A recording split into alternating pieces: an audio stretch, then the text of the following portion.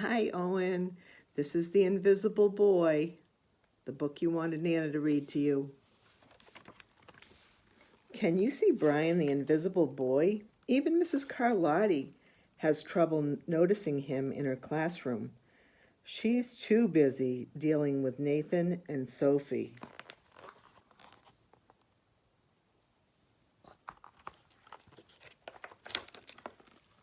Nathan has a problem that Mrs. Carlotti calls volume control. He uses his outside voice inside too much.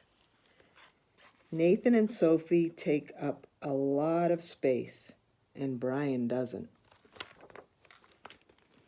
When the bell rings for recess, Micah and JT take turns choosing the kids for their kickball teams.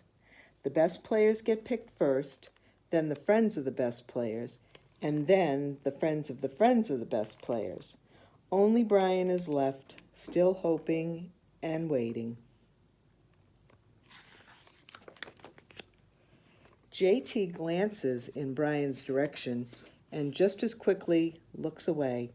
We've got enough players for each team, he tells the others. Let's play ball.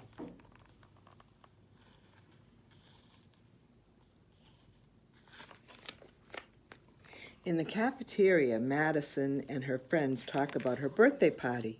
That rope swing over the pool was awesome, said JT.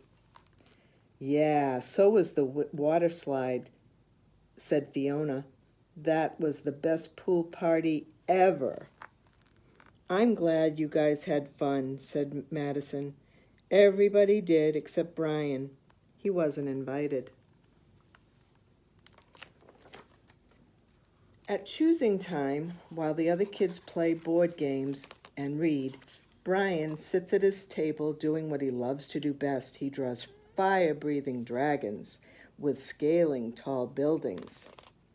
Space aliens locked in intergalactic battles, greedy pirates digging for treasure, and superheroes with their power to make friends wherever they go.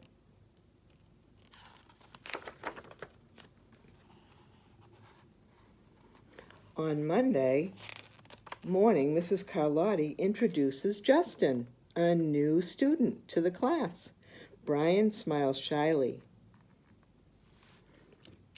Some of the other kids sneak looks at Justin, trying to figure out whether or not he's a cool kid and if he's cool enough to be their friend. They haven't quite made up their minds yet.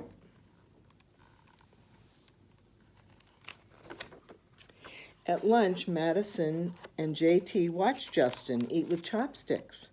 What's that? Asks Madison as she points to Justin's food. It's bulgogi. Bulga what? Bulgogi. It's a Korean beef dish that my grandmother made for me. It's really good. Would you like to try some? There's no way I'd try that.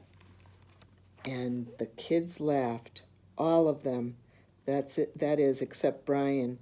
He sits there wondering whether or not what is worse, being laughed at or feeling invisible. The next day, when Justin goes to his cubby to put away his backpack, he notices a piece of paper with his name on it. It says, Justin, I thought the bulgogi looked good.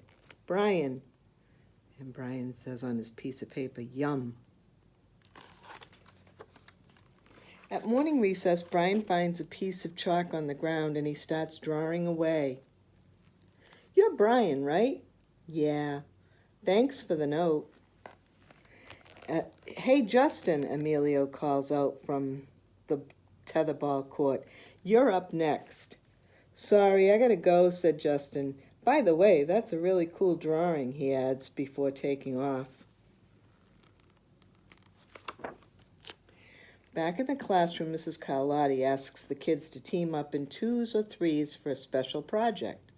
The kids scurry around the room to pair off, and Brian heads towards Justin. I'm already with Justin, said Emilio. Find somebody else. Brian looks at the floor, wishing he could draw a hole right in the middle to swallow him up. Mrs. Carlotti said we could have up to 3 people in a group. We're only 2. Come on, Emilio, let him work with us. Okay, I guess.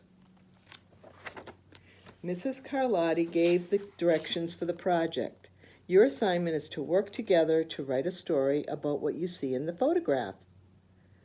Use your imagination and have fun. Whoa, cool, said Emilio. What kind of people do you think would live in houses like that? I don't know, but I bet Brian could draw them to go with our story, said Justin, and Brian smiles as he takes out his lucky pen.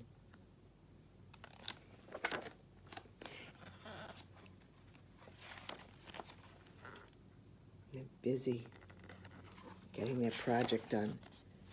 They're up at the board and they say, the crooked story we made up on the spot. Looks like they had fun. It's lunchtime again, Brian's least favorite part of the day. Another 20 long minutes of kids talking and laughing with everyone else but him. Brian, he hears from someone shout, and hey Brian, over here. Brian turns and sees Justin waving him over. Emilio nods at Brian as he makes his way, as he makes room for him at the table.